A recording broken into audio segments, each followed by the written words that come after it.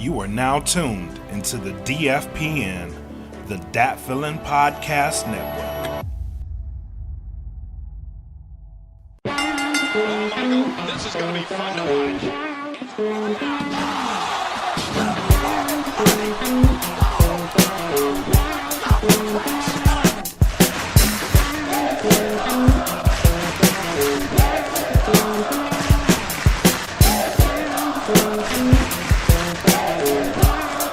This is Wrestling with My Thoughts.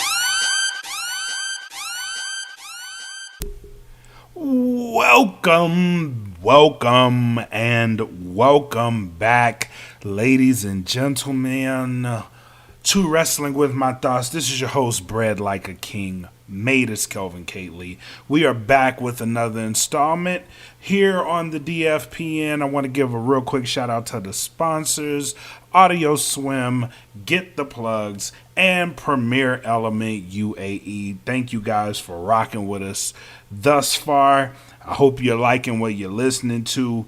Thank you to all the people on the Patreon. By the way, this episode will be ad-free on the Patreon.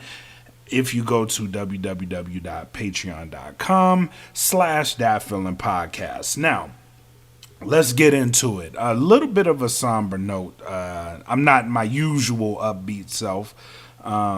So we had some very unfortunate passings here in the wrestling community. I want to acknowledge the great Pat Patterson, the late great Pat Patterson.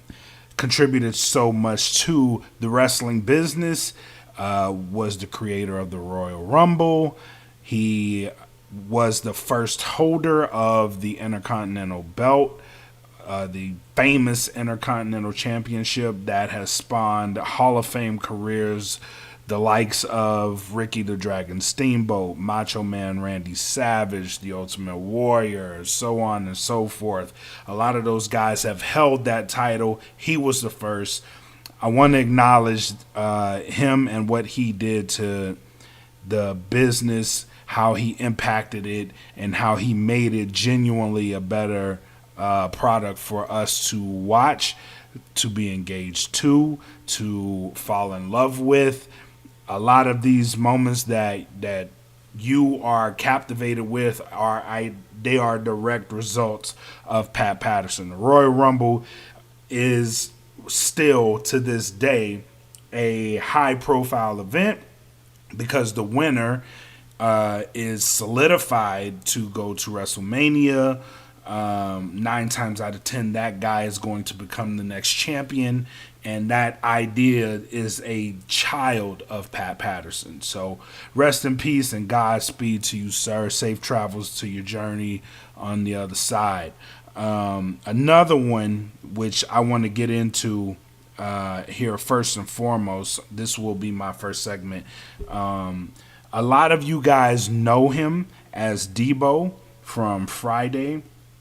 And a lot of you he is a cultural icon that way.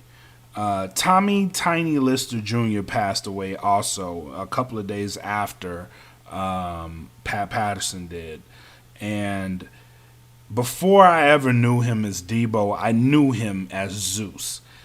And I cannot tell you how fucking terrifying that guy was to look at. Especially if you were a Hulk Hogan fan. I was a big Hulk Hogan fan back then. Just the mere sight of this guy was terrifying. Terrifying. And I followed Hulk Hogan so much that the movie that they ended up starring in together was No Holds Barred, right? Very crappy movie. That movie is horrible. Very horrible. But if you are a Hulk Hogan fan, this was the first time where the saying the prayers and eating the vitamins and all that great shit, it didn't work, right? Because he had to go up against this monster named Zeus. And that guy was portrayed by Tommy Lister. And when I tell you the fear that this man invoked when I first saw him, I was like, he's going to fucking kill Hulk Hogan. There's no way Hulk Hogan is going to survive this shit. No, not with Zeus. And his name was perfect because he was chiseled like a Greek god. He was big. You didn't really see any end to a positive end to Hulk Hogan beating him. Not back then. And then he does it. And then that further solidified that Hulk Hogan was, right, like this all great being in the ring, right? That solidified Hulkamania. That further drove the point home. The movie did. Because even in the movie, there was like, you can't win with him. Like, it's not gonna happen for you, Hulk Hogan. Zeus is gonna freaking kill you. Fast forward, he actually appears on TV, so now this shit is all the way real to me, right?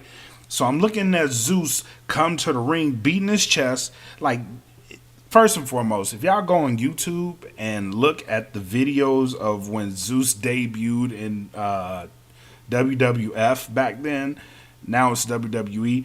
Go look on YouTube and look at Zeus arrives in WWF, right? This motherfucker is beating the shit out of his chest, bro. I'm not talking like no Mandingo, like Tony Baker, like I'm the one that did that. No. This motherfucker is trying to actively stop his heart by beating the fuck out of his chest.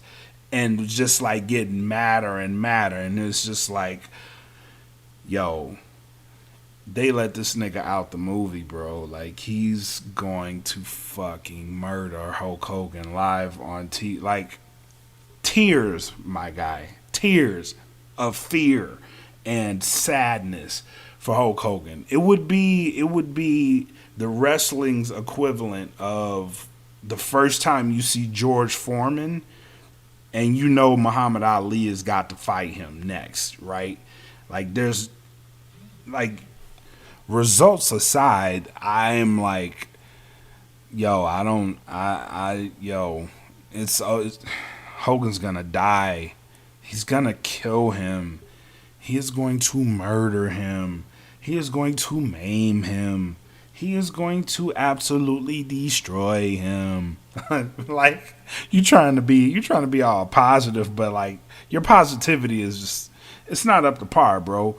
When he came out, and looking back at it now, it's so weird because once he passed away, I actually went back and looked at that match because you don't see people like this. Like, they're supposed to live forever, and even at his age, he was still a pretty muscular guy. You know what I mean? He wasn't as jacked as he was as Debo or Zeus, but he was still a pretty big guy.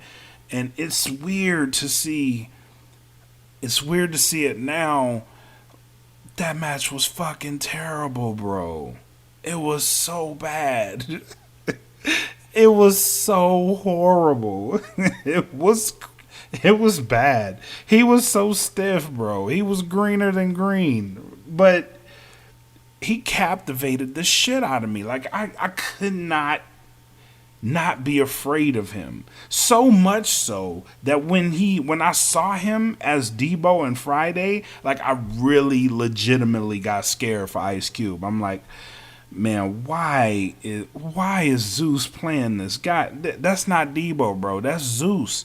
But he played the role well, right? Like, you knew you wasn't just gonna fuck with Debo, right? Just like you wasn't just gonna run up on Zeus. There ain't no way a sane human was gonna run up on Zeus at all.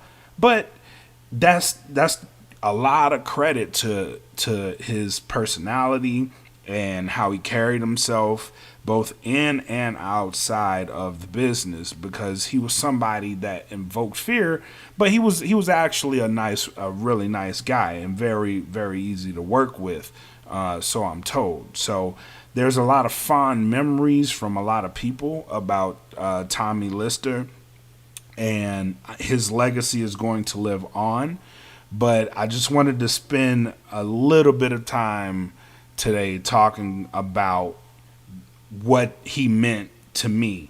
Not necessarily that he was a like a scary person, somebody to be afraid of. It's just looking back at it, he meant a lot to what the bad guy in wrestling was supposed to be, like what I wanted him to be. Like he was somebody like, oh man, you won't come back from this. You know what I mean? Like if he's in there, chances are you're gonna fucking die. Like he made it real for me.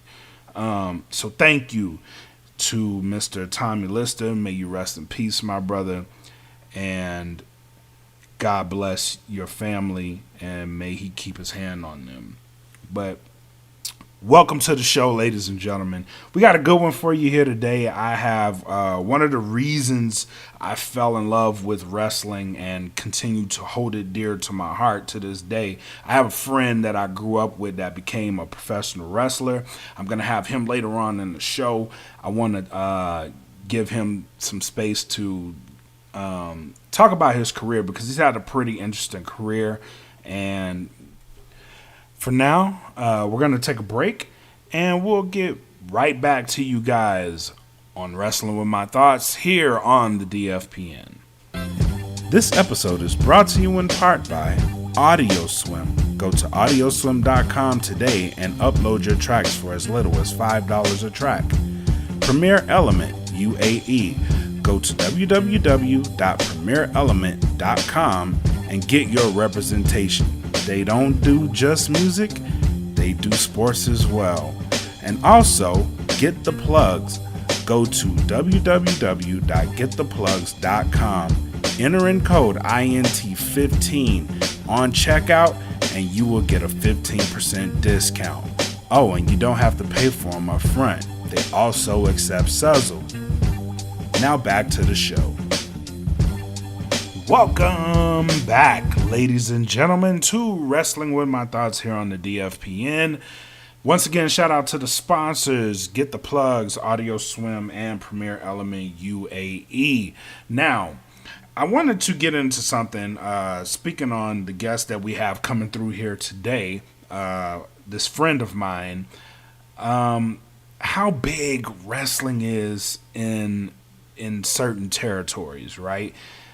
So, depending on where you grew up, and how old you are, obviously, there's a couple of territories that you may have grew up watching. And depending on the territory, there was a star in every territory. Texas had the Von Erichs. Over in North Carolina, you had people like Ric Flair. Down in Florida, you had somebody. Memphis had Jerry Lawler. Up in the Midwest region, they had their own kind of stars, and then every so often, people will come together. We're kind of getting back to that, and me and my guests will talk about it a little bit later, but I kind of want to cover it now. There is a changing of the culture, so to speak, around the wrestling industry. So right now, what is there is WWE, and then unless you are really following it like everybody else is, like the wrestling fans are, you pretty much only know WWE. Or maybe AEW if you're like a casual wrestling fan. But the hardcore fans, there's so many companies, right? There's Impact Wrestling, there's Ring of Honor, there's New Japan. There's MLW, there's GCW. There's all these little side promotions that bring in stars, and they call it the indie circuit now because WWE is obviously a juggernaut. But these are your equivalent to the old school territories. And I think we're kind of starting to get back into that realm a little bit with the twist. Right? So everybody, if you watch AEW has been kind of letting people come in, especially with the COVID thing going on. They've been coming in and they've been working. That's AEW's olive branch to the rest of the wrestling industry. They are a major company, quotation marks. They aren't on WWE's level yet, but they are getting there. But they are also extending their hand out to the smaller companies and allowing their stars to work with them, like NWA. NWA's champion, the women's champion, Thunder Rosa. Let's just say Thunder Rosa. Serena Deeb is now the champion, but Thunder Rosa was the one that made the NWA championship for the women a popular belt because she is a popular wrestler. And she came in to work with AEW, put the spotlight on the women's division because it needed help. And likewise, you're starting to see AEW's champion go to places like Impact and get their talent over. If you know New Japan, it looks like they're reforming the Bullet Club, and there's so much yes in that I can't. My soul is wanting this.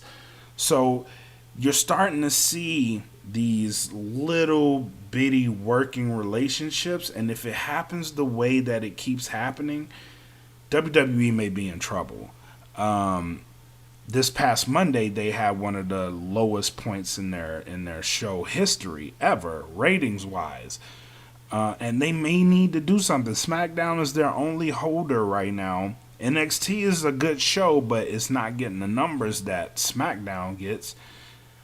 They may need to do something very, very, very major, because these other companies are starting to form Voltron on that ass. They may be in trouble if they don't get it together, and they've been employing this strategy before AEW was conceived and thought of, that they would go to the indie circuit, and they get up the indie stars of that circuit. They bring them into the promotion. They bring them into NXT, and NXT was kind of like the indie circuit for WWE. They get up to the main roster, and this is the biggest problem with WWE's main roster right now. A lot of guys get called up, and nothing happens. Point in case, Keith Lee. Keith Lee's up. He's going back to the Performance Center. Why? Because they want him to study. There's not a bad thing in that, but Keith Lee was an established star in NXT. He really was. Bask in My Glory was up there, dude. And if you watch his 24, he was doing big things, man. He worked his way to get where he needed to be, just to be sent back down. And that might not sit well with him. I can't talk for him, but he may come back with a chip on his shoulder. Or likewise, he may feel like he made a mistake even coming to WWE, right? Because he could have went to New Japan. And now you're seeing all these companies flourish together. If New Japan and AEW develop a working relationship, that's going to be scary. It's going to be flat out scary, because AEW and TNA, they already have a working relationship. Now you throw in New Japan into the mix, you have a problem on your hands. A real life problem on your hands. You don't know. And they're starting to build stars on their own. Darby Allin's getting over. Yeah, you bring in a guy like a Sting, and a lot of people don't like that. But look, Sting is going to get Darby Allin over. You can't say that for any of the veterans that are coming in right now in WWE. They're taking main event slots. That is a completely different scenario. Right? You know AEW doesn't function that way. You know a guy like Sting is going to impart knowledge. You know that. And you know Darby Allin's going to use that knowledge to get himself over, to make himself a star. And the fans will gravitate towards that. You have guys like John Silver and the Dark Order who are getting over. And then you mix that in with some of the dream matchups that you want to see. Right now, the women's division in Impact, best women's division in wrestling. Guess what that's helping out? AEW's women's division, because they need the help. AEW has a lot of young stars. Impact has a lot of good tag teams. Guess what? You can impart those stars over to Impact, give them some ring knowledge, and then bring them back. Once COVID is over and these crowds start coming back, I know you don't want to hear it from me, but somebody's got to say it, man. It's going to get scary. It's going to be scary for WWE. But who am I to tell you? You know, I may just be puffing a lot of smoke. I'm just a fan. Some people may say I'm a smart mark, but I'm telling you, man, once these crowds come back and you get some of this this holy shit moments happening. The only thing saving WWE right now is the fact that there's no crowds. If there were crowds available, listen, AEW with no crowd is pulling in almost 1 million people. AEW with a crowd, this game would have been over a long time ago. And then the Bullet Club happens. And then Rich Swann versus Kenny Omega happens. And then maybe Kazuchika Okada versus Kenny fucking Omega in America on national American TV. Y'all ain't ready for that shit. Y'all ain't ready for it. Kota Ibushi coming in. And then you get some of the swerves with Kenny Omega and Kota Ibushi because they have history. And then you bring in God. Man, look, I can go on all day. There's so much that can happen. There's so much that can happen that the world is simply not ready for. They're coming back. And WWE needs to get their act together. Or just have everybody go to SmackDown. Because Raw's not cutting it right now. NXT is good, but it needs a push. And they know that. They just don't want to look desperate. And NXT really is a placeholder. It's there to really stop. Vince doesn't really care about NXT. If we're going to be honest. I've said this before. But that's my spill. And with that, guys, we're going to take a break. And when I come back, we are going to get into the interview that I had with my friend. Very good interview. Tune in. Stay tuned in to Wrestling With My Thoughts here on the DFPN. And now we're going to break. To hear these episodes completely ad-free, go to www.patreon.com/datfillinpodcast. Subscribe today for as little as $3 and you will get all these episodes ad-free. Again, that's www.patreon.com/datfillinpodcast. Now enjoy the rest of the show. All right. Welcome back to Wrestling With My Thoughts here on the DFPN. Once again, I'm your boy, Bred Like a King, Matus Kelvin Kaylee. Now, this will probably be one of my last shows of the year. I plan on coming back and doing a year-end recap with all my favorites, the match, the tag team, the wrestler of the year type of thing. I plan on coming back and doing that. But if I don't hear back from you guys, I want you to have a very safe and very Merry Christmas, Happy New Year. I will be celebrating my 11th wedding anniversary to my wonderful wife. So I plan on being out of Dodge and out of the doghouse, but I want you guys to know that I appreciate your support. Thank you for letting me get back here and doing my thing.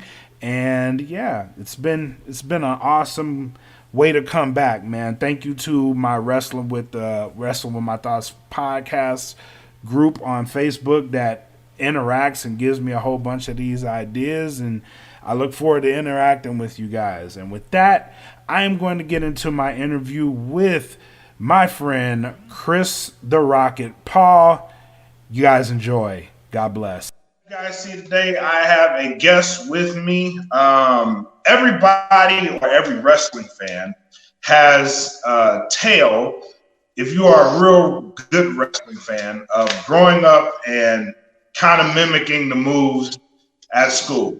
So this is one of the things that you watch Raw back in the day on Monday. Tuesday, you're probably going out and you're trying to recreate a match. Here with me today is a person I used to do this with, and reaffirmed my love for the business back in the days, and then went off and chased his dream to becoming a professional wrestler, got into the business, was very successful at it, became a 33-time champion at his craft, mastered it, has put over many talent, rubbed shoulders with greatness, and is now here with me to discuss that journey. Ladies and gentlemen, Chris the Rocket Paul. What is up, brother? Big Kevin, what's up, man? It's been a long time, and I just got to tell you off the bat, it is such an honor to be here. I love what you've done. I love what you're doing. You yourself, it's very commendable. I mean, just by looking at through the camera, you're first class, man. I mean, just look at you. You got sponsors and everything. I mean, this ain't no little deal you're doing. It's a big thing. It's a lot of work, obviously, involved in it, and so I'm proud of you. Who knew? Who knew? You know, from Oakdale, Louisiana. Who knew? Yep. Who knew? Who knew? And you know what, man? Like, growing up back then, it's so crazy to say that, well, like, we used to do this, like, because we played football together. Like, we'd be in the field house going over, like, NWO matches in the field house. Somebody was the face, somebody was the heel. Like, we knew this back then. Like, somebody had to be the good guy, somebody had to be the bad guy. And we just put on like matches in the field house, and it's crazy to like look at it back then and be like, I'm gonna go do this for real. You know, I'm gonna go get in the ring and I'm gonna learn it. That's very commendable, man. Not a lot of people follow up on that. And especially something as passionate about it, because I know how passionate you were about it back then. As passionate as you were to follow up on that love and chase that dream, bro, that's very commendable. I commend you for doing that, man. Well, thank you, Kevin. I'll tell you, it kind of all fell in my lap. My first wrestling match, my dad and mom brought me to in Oakdale, there at the old rec center, and I cried like a baby because it was so loud, and I was a baby, but wrestling babysitted me, and I told Ric Flair that. I told Ric Flair I'd met Ric Flair in the back one time, and I said, you raised me from a television, and he said, I'm sure your parents was appalled. But, when I would take a trip to see family, I had my wrestlers, my action figures, whatever. That's all. I didn't have no other toys but wrestlers. I just loved it, and something just captivated me. I loved Hulk Hogan. That was in the golden era when I was coming up, and I mean, that was Superman. And I remember the first match. It was Hulk Hogan and Paul Orndorff versus two guys. Didn't even know who they were, but Hogan was live and colorful, and all of a sudden his friend Paul Orndorff hit him from behind. I'm like, what? Right. Yeah. And I was hooked. I was hooked then. That's what hooked you in. You know what it was for me? When I finally figured out who I actually liked, I actually met that person. Junkyard Dog, because he's from Louisiana. I actually ran into him in Baton Rouge. We were going to see my brother, and I knew who he was.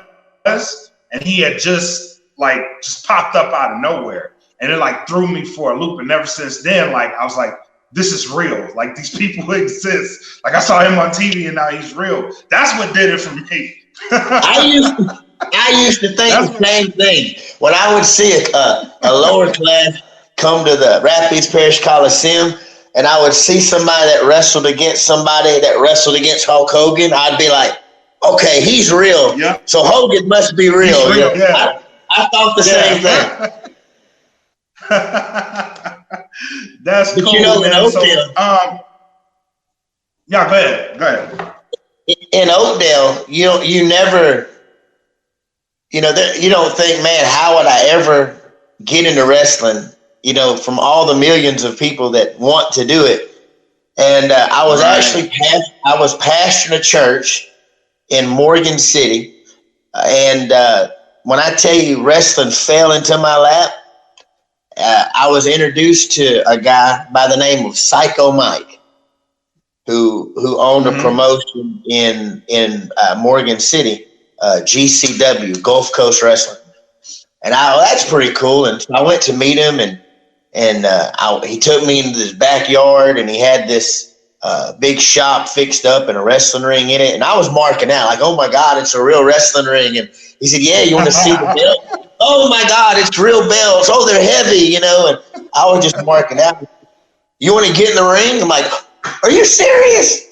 Man, I got in the ring. He showed me a few things. He called his best friend at the time, which was Mustang Mike, who you may know was a former NWA champion and actually North American NWA heavyweight champion also. But he called me, and I called him to come over and said, man, come take a look at this guy. Little did they know, I've been doing it all my life up to that point, Yeah. But they refined me and taught me the psychology of it all and the ins and outs. And it took me about just 3 months, if that, maybe 2 months to train. And they threw me to the dogs, man, in my first match, and I haven't looked back since. It just really fell in my lap. That fast. Wow. So that's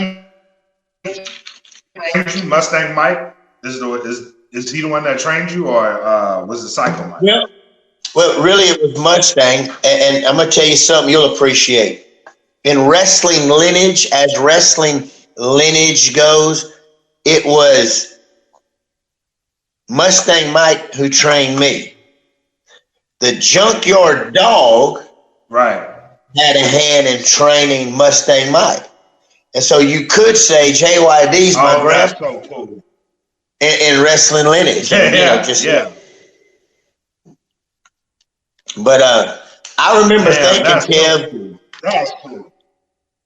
I remember thinking when I first started, and we just had those little local shows in Morgan City, I'm like, man, if I could wrestle like this, a couple times a year, I'd be doing good, and every once in a while, maybe I can go to another one somewhere.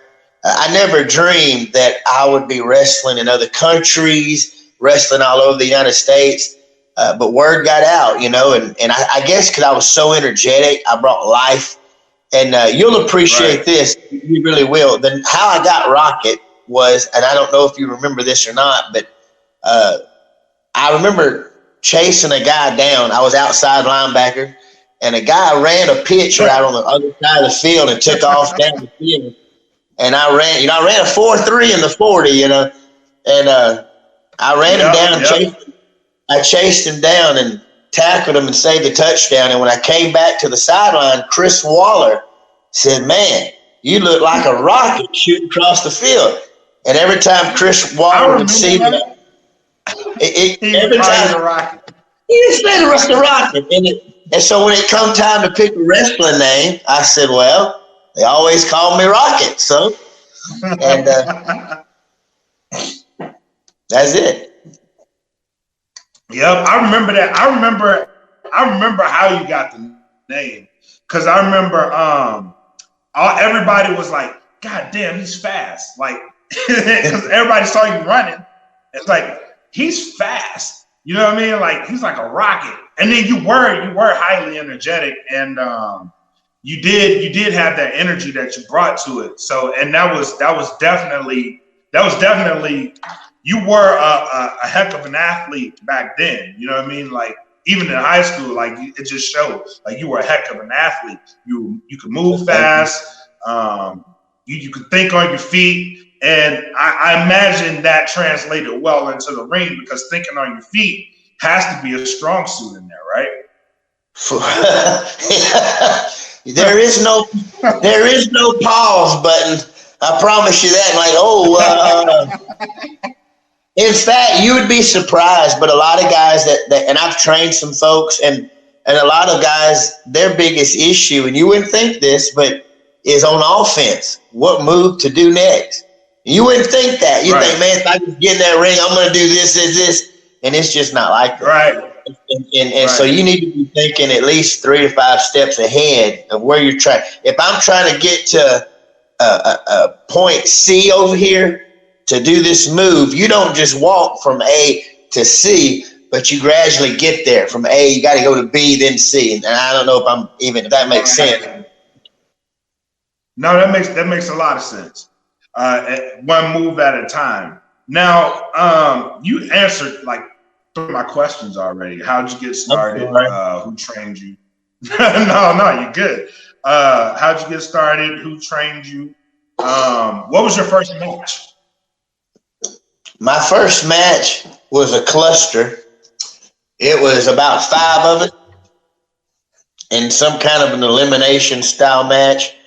And I got enough of trying to do it the right way. And I took a pair of brass knuckles.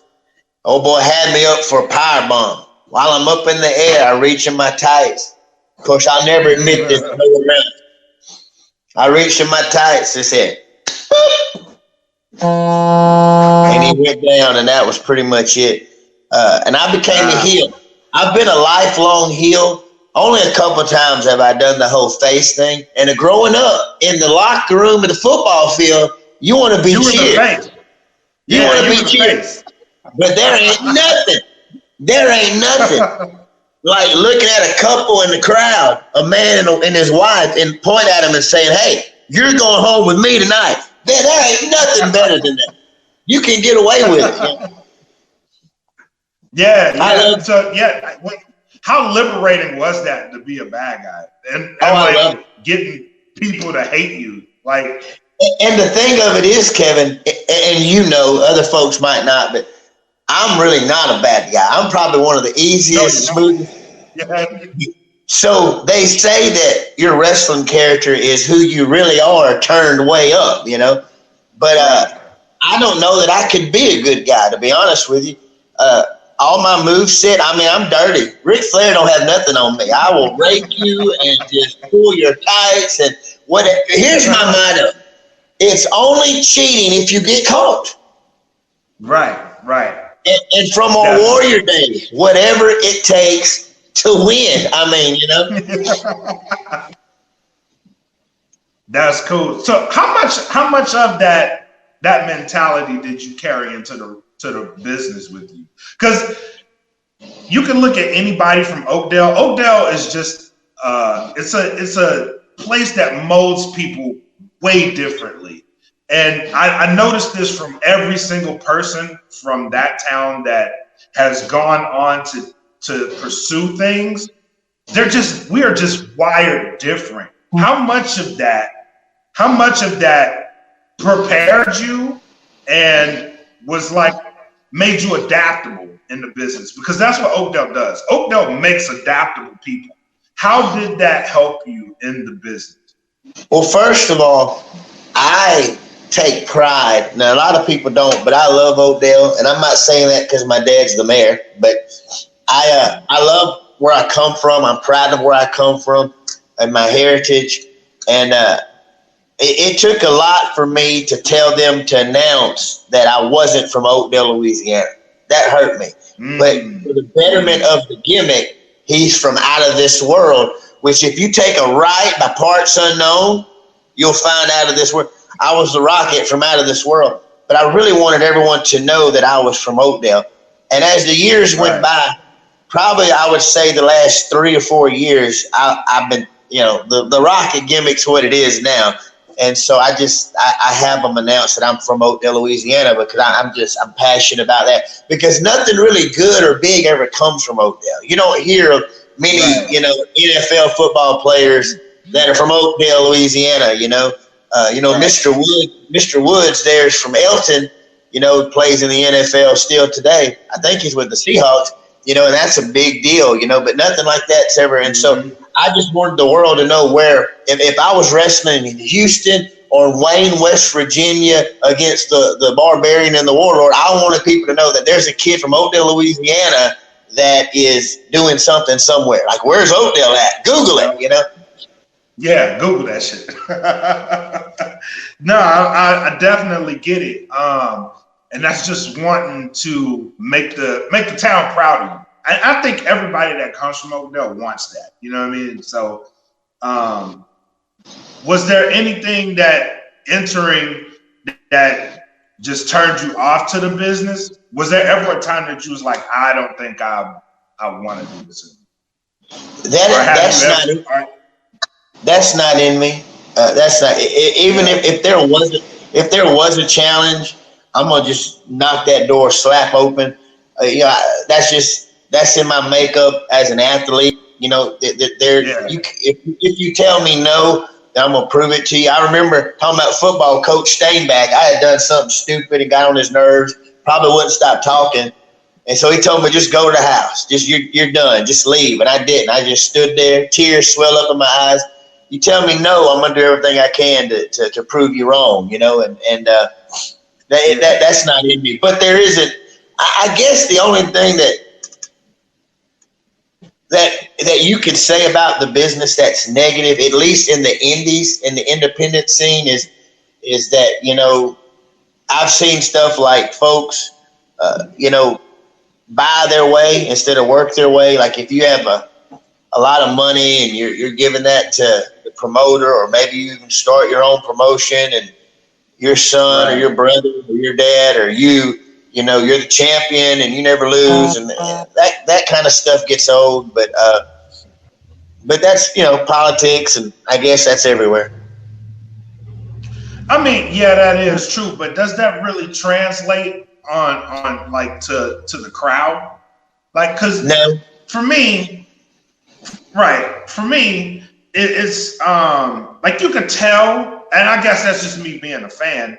You can tell when someone's being authentic and when they're being forced. You know what I mean? You can tell that. Yeah, definitely. And there's no amount of dollars that are going to get you that organic reaction. You can't pay for that. No. So I much rather appreciate somebody that's worked their way through. You know what I mean? Oh, definitely. So who was your I won't say most famous, because you've rubbed. Just give me a list of all the people that you've got to wrestle. A quick list. I'll tell you some I've wrestled, some I've been in the locker room with, some that I've become friends with, that you would never think that you'd be friends with these people. In fact, tomorrow I'm going to the One Man Gang's house tomorrow, and we're going to spend some time together around Baton Rouge. But like Animal, he just passed away. Jerry Lawler, we've been on cards together. The Barbarian. Can I tell you a quick story? Go ahead, man. Go ahead. So I was wrestling in Houston, and it was a pretty big card, and we're the locker room is really a big gym, and in a gym it's like a pathway to get around, and so I'm in my own business, just happy to be there, and I'm looking at it's the Warlord, and he's over in one corner, and when I say this guy's biceps are as big as my waist, it's an understatement, okay? And I look on the other side, and it's the Barbarian. And he's on the complete opposite side, and he's sitting, he's giving it this. Just like this, looking down. He ain't saying nothing. Ain't nobody around him, nothing. And I'm like, man, they're tag team partners, and they ain't even talking, let alone about no match or nothing. They just and I just wanted to kind of get closer, get a closer look at the Barbarian. And so I walked that little trail around, and as soon as I got close to him, and again, he's sitting there giving it this, and I walked kind of close by, and he goes, ugh, like that. Son, you talking about intimidating. But look, but after that, and I became friends with the Barbarian. in Orlando this past year, I probably worked with the Barbarian and the Warlord probably 3 times, but we've become really good friends. He bought me and my wife breakfast in Orlando last year, or year before last. And I'm gonna tell you about, this is the freaking Barbarian. He's a superstar. This dude is one of the first to arrive at the building. He helps set up the ring. Okay, he don't have to. He loves the business. He's a good guy. But you talk about intimidating. Shoo! But I've been in the locker room with Mick Foley, Sam Houston. I've worked Sam Houston. I've worked the Rock and Roll Express. I've become really good friends with Jimmy Hart, which I love that because he loves Hulk Hogan. He's Hulk Hogan's real life manager as well. He handles his affairs, but Jimmy Hart and I talked on the phone. He did a Pro Bowl for me to put me over. He was supposed to come to Oakdale to one of our shows, but he couldn't make it. There was a flight issue. But my wife sold his merchandise for him in West Virginia when we were all up there. Greg Valentine's another one. He's quiet, but I work with Greg Valentine. Shane Douglas, you know him. Kevin Sullivan. Franchise. Yeah, and Kevin Sullivan's probably the most intimidating in real life, I guess, just because of it's Kevin Sullivan. I'm real good friends with the genius, Lanny Popo. He likes my wife a whole lot, probably more than he should. We shared a hotel room together. I don't remember, but I tell you this story too about Jim Duggan, Hacksaw. And this is the greatest compliment in wrestling that I ever got. In fact, Greg told me he's never seen athleticism like me before. He said that when we wrestled in New Orleans, and I thought that was just ridiculous because he punched me with a big punch. I flew back, landed on my back, flipped over backwards, and landed into the turnbuckle. And he just thought that was the greatest thing ever. But back to Jim Duggan. This is the greatest honor ever for me, the biggest compliment. I'm wrestling, and I'm teaming up. It's me and Hacksaw, okay? And we're wrestling against Sweet Stan and the one-man gang. And so we're all four out there in the ring. And of all these people they could be chanting for, Kevin, they're all going, Rocket, Rocket, Rocket. I'm like, dude. And Hacksaw's going, ho, USA. They're going, Rocket, Rocket. And I'm like, wow.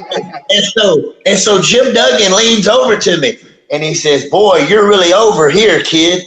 And so to me, that was just, those two compliments was the greatest. But David Pinzer, you know who he is. To have him announce my name on television in New Japan, in Japan, man, that was the greatest thing. To hear your name, somebody like you. Yeah. I wrestled country. Sir? That's in another country. He's doing this in another country. Yeah. That has to be surreal. I wrestled Tim Storm for the NWA Heavyweight Championship. That was cool. Blue Pants? Do you remember her? I remember Blue Pants. Yeah. Yeah, she's a good. Me and her became friends. Rodney Mack, he's a good friend of mine. Love him to death. But this wrestling thing. He's a boy too. Oh, yeah, he is. Yeah, he is. And Jazz. I love Jazz to death. She's a sweetheart. But this whole wrestling thing caused me also to meet these people that I've looked up to all my life. Sting. Me and Sting talked to me for about 30 minutes. Real quick. How awesome was it to see him back on TNT for the first time since 2001? How awesome was that? Man, I think it's great. I love that stuff, and I hope that they find a good niche for him, that he's able to do something. I mean, if he can go do a little something, great, but at least do something with him. I enjoy that about AEW because of bringing stuff. They have to me, AEW has a good mixture of the old, the current and the up and coming. So I think that's a formula for success for them. Yeah, but I think it will. I'm sorry. Sir? I met Steve, I'm sorry. and I guess compared to other wrestlers, when you see him on TV, he wasn't all that much bigger. Sting is freaking huge. Okay, I'm telling you, he is huge. and we talked for 30 minutes, and we talked about him coming to Christ and his Christianity. And he said it was the greatest decision he ever made in his life. I never thought I'd get to meet Sting. I met Hulk Hogan, and just let me tell you, he asked me my wife's name, and I couldn't think of my wife's name. I'm being honest. They say you're not supposed to mark out. Bull crap, that's Hulk Hogan. I'm here because of him. No. And then Ric Flair, I told you about Ric Flair. I met the Bushwhackers. I met Luke anyway. But man, I just, that's all I think about, right? I'm sure there's others. You remember Kevin Northcutt? I wrestled with him countless times. He held in TNA and a few places. Lance Archer, who is in AEW, is a real good friend of mine. I've wrestled with him, wrestled against him, teamed together, and he's doing real good for himself right now. So, but it's just brought me all over the United States and parts of the world, and it really just fell in my lap. And you know what? And I don't know your stance on all this, but that also opened other doors for me. I've been able to witness Christ to some of these guys. I'd give Bible studies before shows. So it's a world of its own, and I was just blessed to be able to be a part of it. But after 16 years, I think I'm on my last run. In fact, Kevin, I'm the longest reigning GCW / GSW heavyweight champion. I'm in number 1 and in the number 2 slot. My first time I held it for 4 years. And thanks to COVID-19, I've held it for a year now. But I'm about done, Kevin. You're going to have to step up and take my place. Man, listen, if I could, I would, but this body has been through its own wars. You know what I mean? I hate when people say that wrestling's fake, man. There ain't nothing fake about it, I promise you. I wake up every morning and I feel it. And that's another one of my questions. What type of toll did that take on your body? Because to do it at a high level, and I'm just going to ask a question. How many surgeries have you had? Because I know you've had. Well, because of wrestling, I'm lucky enough to say no. Now, I have been in the hospital till 3 a.m. On numerous occasions, but I've not broken anything. I've been busted. I had a guitar shot. I had to send the picture to my head, and it just sliced it back. And I mean, crimson mass. And they ran me to the back, wrapped me up, and I ran back out and finished the match. I kid you not. But wow. The people really don't hear me well. Okay, people really don't understand that aspect because they say, "Oh, it's a dance," or it's not fake. I would say it's controlled, but I promise you, those licks and just take one bump and you'll figure it out. That canvas is not a bed. It's not a trampoline by no stretch. Very little give, and it's very unforgiving. And I have a hard time walking today. I have a hard time standing up straight. Real fast. Between football, bull riding, and wrestling, I probably have the body. I'm 40 years old. I probably have the body of a 65-year-old, I'd imagine. Yeah, man, it'll get real fast if you start taking bumps. And I have a healthy respect for anybody who gets in the ring and puts their bodies on the line like that. I have taken a bump. I've taken a couple, and just to say I did it, it was not enjoyable. And my thing, Kevin, I'm not punch, kick.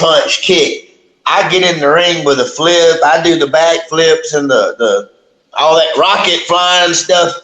I'm not just a grounded wrestler, And so that my finisher is the stinking, I call it the rocket launcher, but it's the blockbuster that Buff Bagwell used to would do. You do that every night for 16 years, you're going to feel that, Right. Yeah, and just something as simple as like somebody clotheslining, like that bump is horrible. It is horrible. That mat is unforgiving. It is really unforgiving. People think it's like a trampoline, but it's not. And if you don't land it right or learn how to land it right, it's even worse. It's even worse. Yeah, it's even worse. And I've seen people, something as simple as that, concussion for people.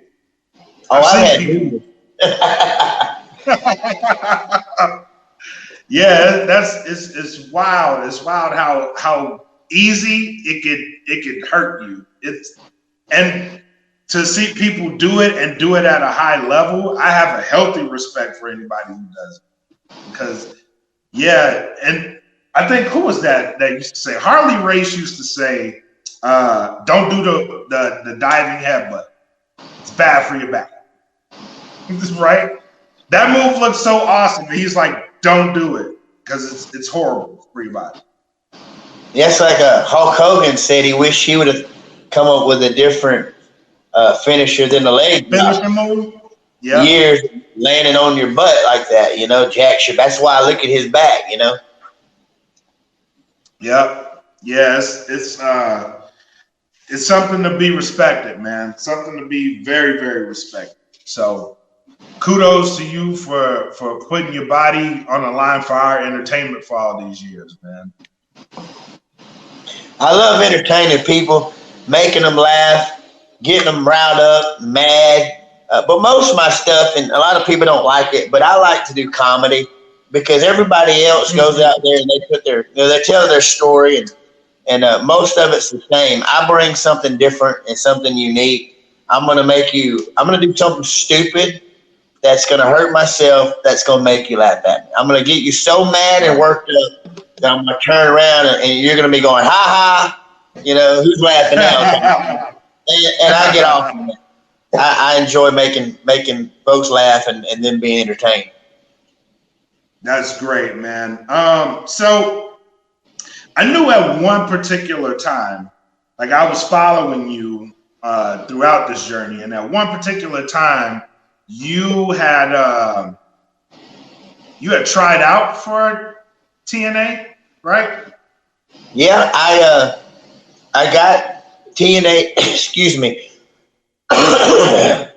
It's not COVID, I promise. I got TNA. They were interested in me, and they were at the time. Anyway, this is way back when, but there were 3 stages that you had to pass, and I had passed one. I had passed the other, and they were going to.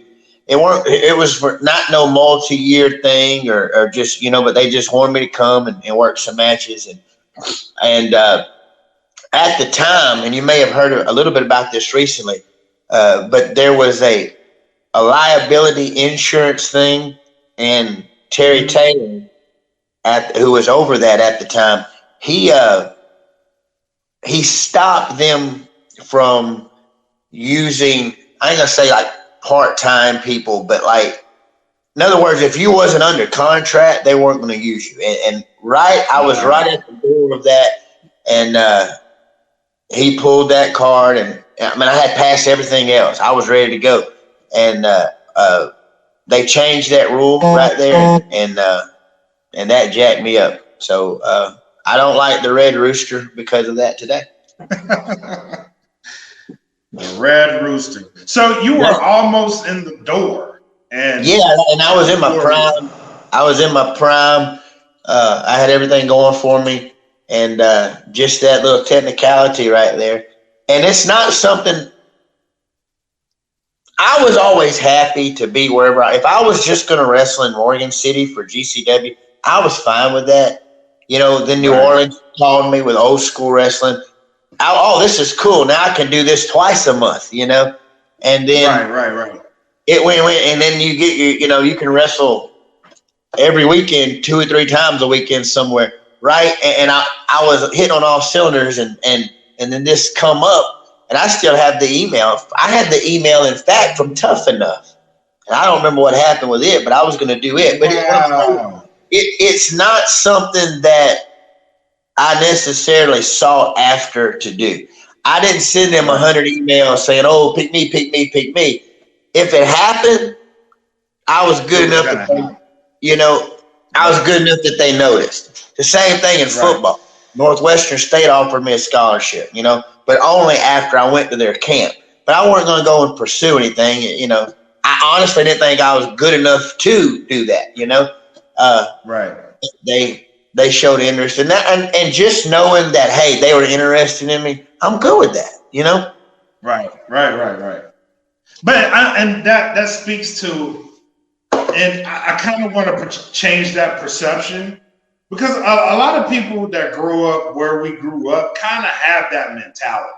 You know what I mean? Like, I'm just a kid from such and such, or I'm just a kid from Oakdale, Louisiana. Who's really going to be interested?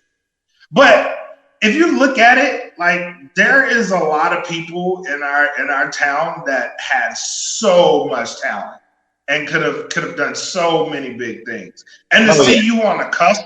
And to see you on the cusp of that, I mean, that's awesome. That's really awesome. And I looked at it back then, and I was like, someone from Oakdale is going to be doing this at a very high level. And I was like really happy for you, bro. Like, I appreciate it. Just to know that you were that close, I was like, that's amazing. Like, I can't wait. I was like, I was going to dish WWE and be like, we got a hometown guy over here at TNA. I'm watching TNA. You know what I mean? Just to see what happens with him. And look, let me tell you this. There are two. Here's the issue with this now, okay? I was born too late. If I'd have been born earlier, I'd have made it, because my style is a 1988 smoke-filled bar. You know what I mean? And here's my problem. Number one, I'm short. and that is that's an issue. And then the second thing is there's two styles, okay? Right. If you're working a local indie show somewhere, you're playing to the crowd. You're feeling and feeding off the crowd. I know how I'm going to start. I know what the finish is. And if I'm wrestling you, look, I like to do this, watch for this. You'll tell me that, and you go on. And that's really all that's planned. In the big league, you have 10 seconds to get from the curtain to the ring. You got 5 seconds for the match starts. You got this. And the whole thing, for the most part, is planned out. I'm not smart enough to do that. I can't remember, grab this foot, do this. Right. But I am talented enough to be in the ring and what we call walk and talk. And to me, if you're live, working the crowd, that's the best way to go. Because we could have something planned that the crowd's just not into, because crowds are different in different parts of the country. Some people, if you do comedy in Pittsburgh, they're going to boo you out the building. They're not going to buy that. Down south, they enjoy some of that stuff. And so if you play to the crowd at a live show, and you're feeling after the crowd what to do, what they like, what they don't like, and it works so much better. But on TV, you're playing to the hard camera, and it's just so much different. And I don't think I would have enjoyed that, because I enjoy entertaining. I don't want to be told you got to do this, and remember all that, and go down there and it's like you're a machine and do that. I wouldn't enjoy it. You know what? You sound like my friend MRK. That's who you sound like. Because he's like, I could be here, but I'd rather be doing this because I'm more free. And that's so respectful, man. And but That's look, very respectful. the styles clash too. Yeah. I'm not gonna name him, but there's one guy who he busted his butt. He's opposite of me. He sent all the 100,000 emails to these companies. He's went to the training facilities. You know, he went down to Florida and all that. And he's busted his butt to try to get in, and he is good. But the thing of it is, me and him had to wrestle. Our styles are completely different, and he's Right. trying to tell me he wants to work the whole match in the back. I can't remember what leg, wait, when, what? And so those styles, so I would do better in 1988 wrestling Arn Anderson somewhere. Nice, man. And that is very commendable. But to know that you were right at the doorstep of that is still an achievement on its own, man. Because not a lot of people even make it that far. So that's still an achievement on its own. So kudos to you for that, man. Thank you, man. Thank you. So what do you got planned once COVID takes his head off the swivel? Well, first I got to see if I'm still the GSW heavyweight champion or not. Because last I checked, I was, but you got to defend the title X amount of days, and with COVID, who knows? So I'm sure I'll be defending that title here pretty soon, probably in Houston, if I'm not mistaken. Okay. I don't know who against, but that's the word so far. But I'm sure when everything starts swinging back, we'll do that. But I promise you this, it won't be long, and Rocket's going to hang them boots up. Because Rocket's getting old, Rocket's getting tired, Rocket is beat up, and there ain't nothing left for me to do. I've won the title 33 times. I mean, Yeah. I'm in 2 Hall of Fames. There ain't nothing to do, except die, Yeah. Not in the ring, man. You ain't got to die in the ring, but I mean, you've done it all, man. You've literally done it all. So, do you see yourself going out with a bang, or are you just gonna walk off into the sunset? I would like to have a Rocket retires match, one more hurrah, and let it go. And then every once in a while, when I have to scratch that itch, somebody's back against the wall, they're being double teamed. Oh my God, it's Rocket! Kind of like Tony Schiavone. It's Steve! It's Rocket! Who would you want your last match to be against? If you had to pick an opponent. I thought about that so much, but I think it would be only fitting if I wrestled Mustang Mike one more time. One more time. Hundreds of thousands of times and back and forth, and that would be the only one in my mind that would stick out. Now, do you think he'll accept? If he's smart, no. If he's smart. If you're listening, Mustang Mike, it's your call to make. It's your call to make.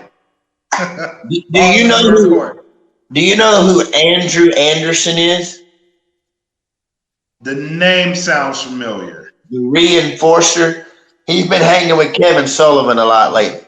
And I think I might be wrestling him, if I'm not mistaken, in Houston, defending the title. I think that's what they're setting up. That's a big old boy. Look him up. Google. Andrew Anderson. One of the Andersons. Okay. Big old boy, ain't he? Yeah, he is. He definitely is. You getting in the ring with that? I know, right? Hey, he can't hurt me. He can't hurt me if he can't catch me. Yeah, that's true. That's true. I mean, you need to be on your A game, man. You might have to go back. You might have to go back to the old Rocket for this one. But look, I tell you what. One thing I learned: if you're the champion, all I gotta do is walk out the ring for 10 seconds. Veteran moves. Veteran moves. Veteran moves. Keep it old school, man. Keep it old school. I like old school. But man, that's the best period, man. That's the best period. Old school is the best school. Until the new school becomes old school. I don't know that I would be a fan today if wrestling today was wrestling then. And that's not a knock on people today. It's just a lot different. It's more like it's a acrobatic kind of thing, you know? I get that.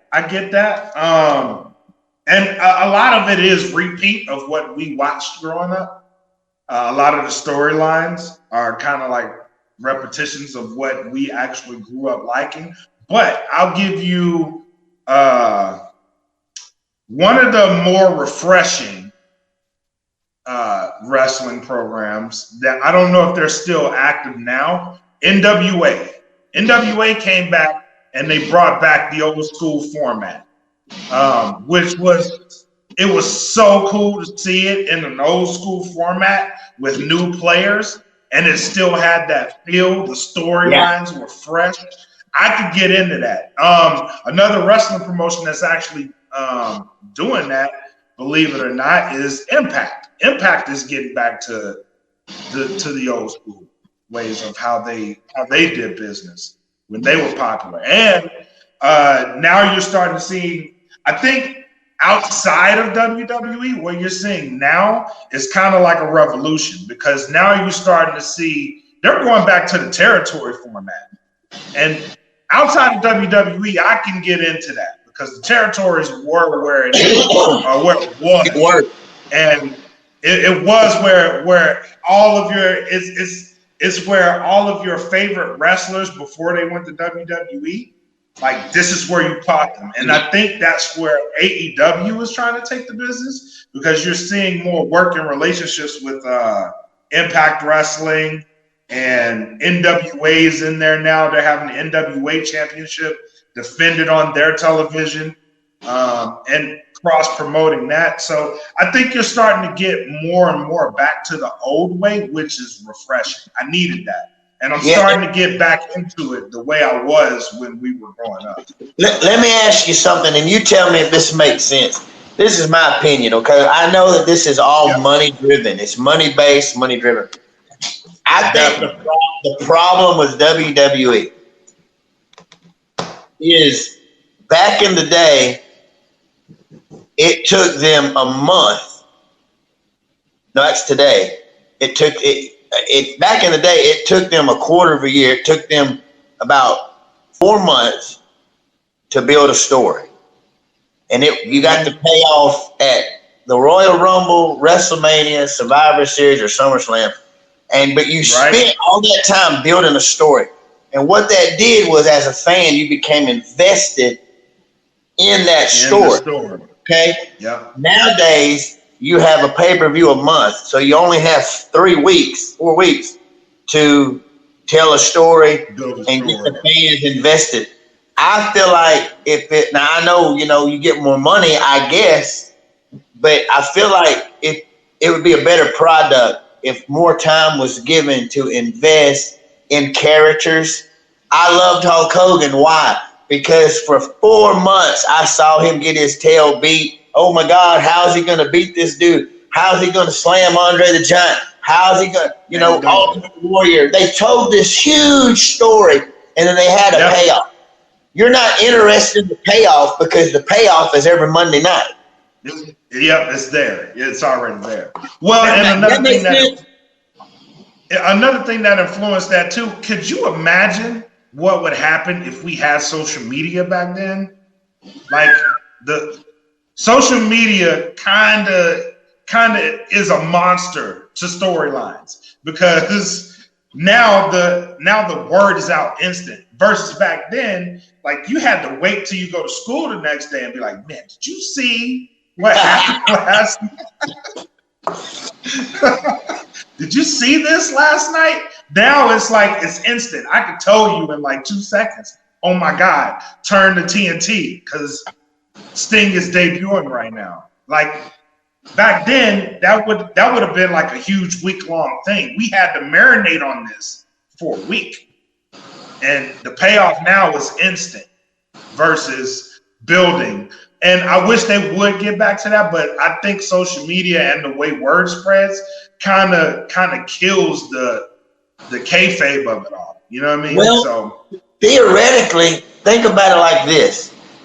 If you concentrate on being tight-lipped about it, and you go back to the old days, if you can, and you're not having people spill the story, I think that it could help you. Can you imagine, I don't know, AJ Styles and John Cena feuding for 4 months with social media? Think about it like that. Think about this long feud where you have this. I'll give you a good example. Look what they did with John Cena and The Rock. Didn't they let that build? They built that over years. Yeah, they built that over 2 years. And so another one that they're doing right now that actually is a good storyline. Roman Reigns in WWE. He's doing the whole tribal chief thing, and they're slow building it, and it makes sense. And social media is fueling this because there's a lot of Pacific Islanders on social media actually commenting on it like, my family would never do this. But it makes sense. And I think as they get back to these storylines, it would be great. They just have to figure it out. And I think they're starting to figure it out. And I'm going to say this. I'm not saying that there's not talent out there, but there will never be another Bobby the Brain Heenan. There will never be. I mean, you look at Jake the Snake Roberts. I mean, that man can cut a promo like the psychology. The golden years is exactly what they were.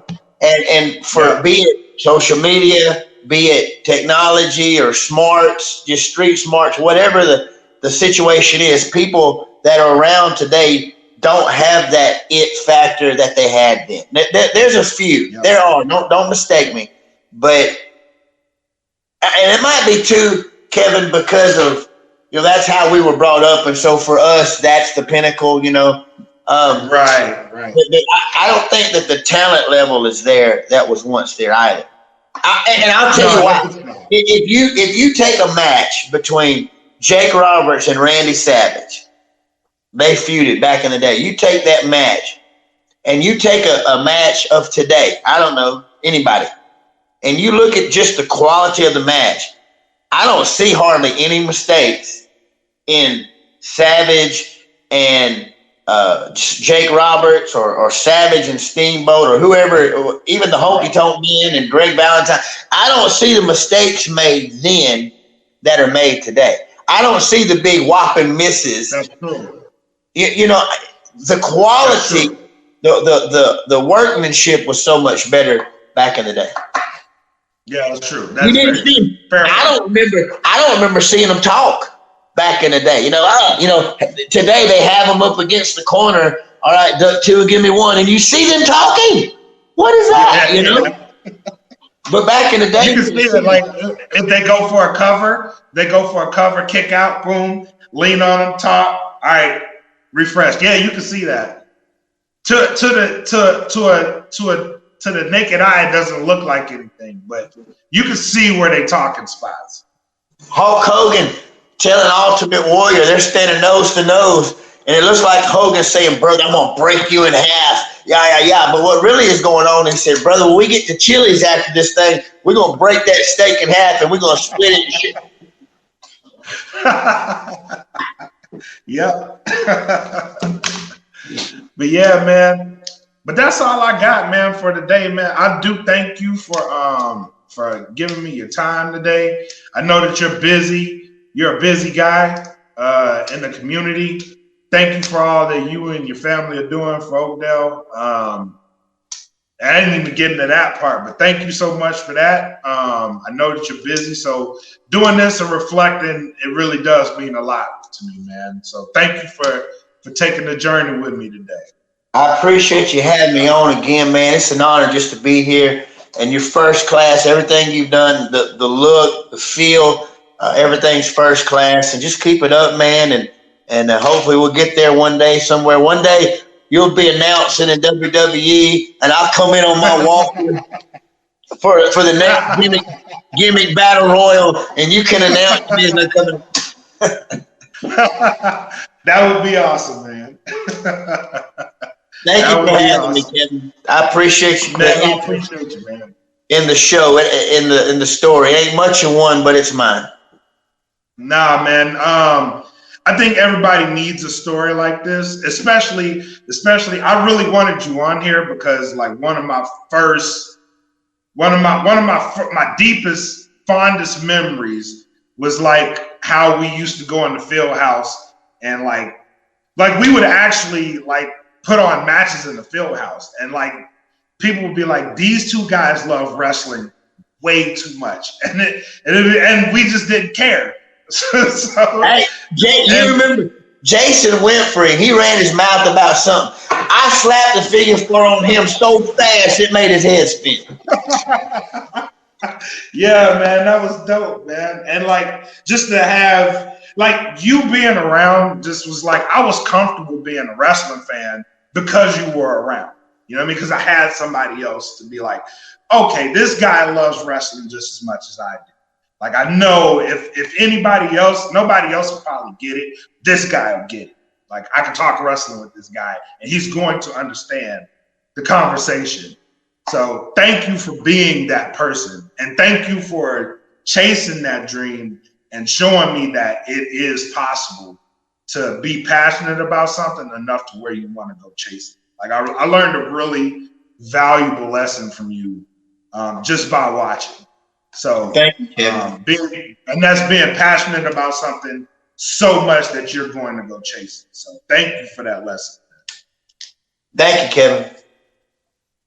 Appreciate you, man. All right, everybody, this is our show. This is Wrestling with Our Thoughts. Come back next week here on the DFPN. We'll do this again live next week. I'll try to get somebody else in here so we can have a good time. Until then, you guys be safe, be smart. Thank you. Out. All right, man.